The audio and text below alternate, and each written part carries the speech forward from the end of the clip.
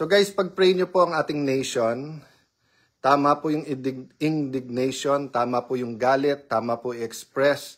Kailangan humanap tayo ng solusyon. At kailangan wag natin tantanan ang lahat, opposition man o administrasyon, anuman kulay sa politika, hanggang meron tayong systemic change and transformation. So kagabi, I talked a little bit about transformation at hindi lang change. I will address that more over the weekend and this week. Pag-pray nyo po ang Senado, maraming nagto-talk about the leadership.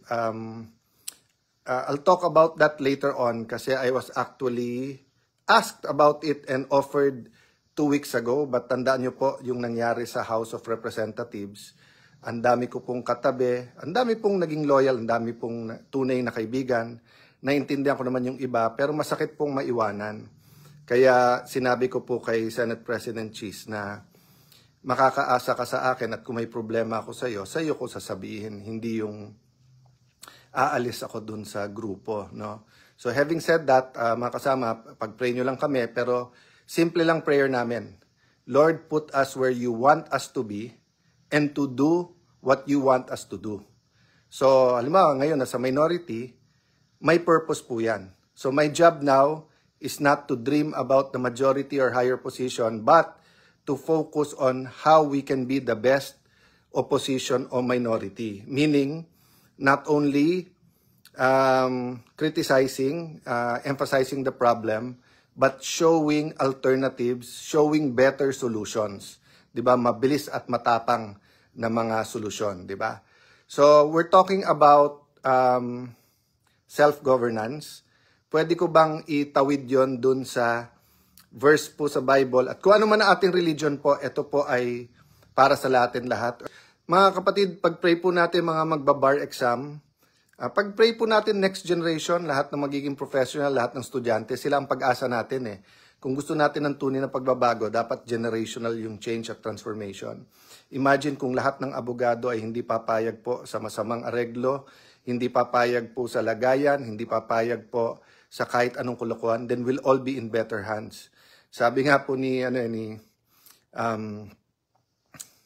one time nabanggit ko po at nagagalit dad ko pagka naglo-lawyer jokes ako kasi isa niyang mission in life talaga is yung bumalik ang faith sa gobyerno, sa pulis, sa piskal, sa lawyers, di ba? Nasabi po kasi ni Shakespeare yon na if you want justice, first kill all the lawyers. But it's not meant to be a joke.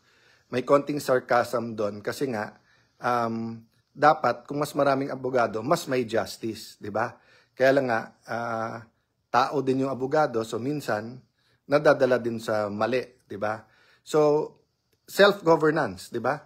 So, kung abogado ka, kung accountant ka, kung ikaw ay engineer, kung ikaw ay janitor, kung ikaw ay barista, if you govern yourself and do what is right, we're one giant step towards having the kind of nation that God wants us to have, di ba?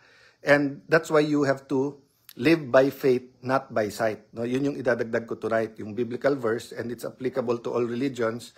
Live by faith, not by sight. Kasi ilan po kayang gold medalist natin dapat sa Olympics na hindi natuloy kasi hindi sinuportahan ng pamilya, hindi sinuportahan ng gobyerno, kaya they acted by sight and not by faith, di ba? So, acting by faith, reflection ko, yung leading sa akin ngayon gabi ng Lord Holy Spirit, is not only individual, it's also a community.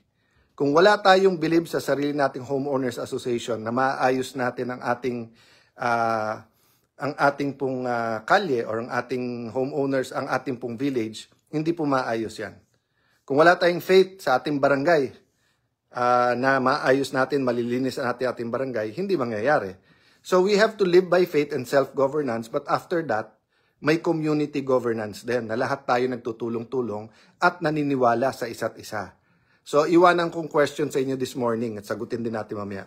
Naniniwala ba kayo na kahit anong laki ng corruption, kasama na po ito ngayon sa flood control, ito pong mga ghost projects, naniniwala po ba kayo na kaya natin yan bilang mga Pilipino? Naniniwala ba kayo na ang Diyos meron ng victory at may solusyon na para sa atin? Kasi pag inulit-ulit natin walang pag-asa, maaring walang pag-asa sa politikong ito, walang pag-asa sa sistemang ganyan. Wala tayong pag-asa kay ganito, kay ganyan. Pero may pag-asa tayo sa Panginoon. At sino ba pakikilusin ng Panginoon? Sarili mo muna.